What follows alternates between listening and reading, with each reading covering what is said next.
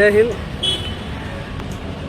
महाराष्ट्र राज्य सरकारने आमचे मुख्यमंत्री देवेंद्र फडणवीस साहेबांनी 10 डिसेंबर 2025 रोजी प्रलंबित ई चलनावर 50% सूट देण्याचं जे आश्वासन दिलं होतं आणि त्यांनी सांगितलं होतं की 3 महिन्याच्या आत समिती गठीत करून हे दंड 50% सूट मिळेल अभय योजना अंतर्गत।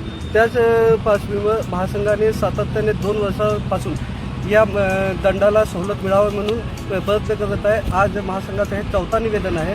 महासंघाने ह्याच्या अगोदर 26/8/2025 आणि 10/9/2025 आणि 4/3/2026 असं 3 निवेदन पहिले दिले होते। आज 10 जून 2026 रोजी आज निवेदन देण्यात आलेलं आहे। याचा विषय एकच आहे की कालच आपण बघितलं असेल की कर्नाटक सरकारने 50% सूटचा जी आर काढलेला आहे आणि तिथले चालकांना 50% प्रलंबित दंडामध्ये सूट देण्यात आलेली आहे आणि त्याच्याच पार्श्वभूमीवर महाराष्ट्र सरकारनेही लवकरात लवकर हे घोषणा करावी आणि चालकांवर असलेले जे दंडाचा डोंगर आहे ते कमी करण्यात यावं यासाठी महासंघ सातत्याने प्रयत्न करत आहे।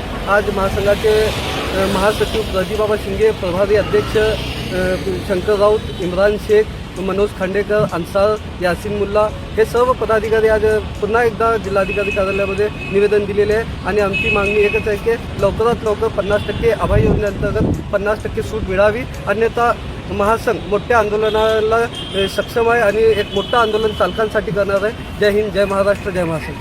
महाराष्ट्र शासन देवेंद्र फडणवीस सरकार यांनी घोषणा केली होती की 50% चलन माफ करण्यात येईल, तर त्यांनी आजपर्यंत घोषणा केलेली नाही आहे करण्यासाठी।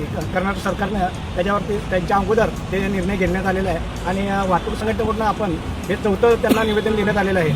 ते सरकारने लवकरात लवकर त्याच्यावर निर्णय घ्यावा आणि रिक्षा चालकांना त्याच्यातून सूट मिळावी अशी मी वाहतूक संघटनेकडून एक मागणी करतो।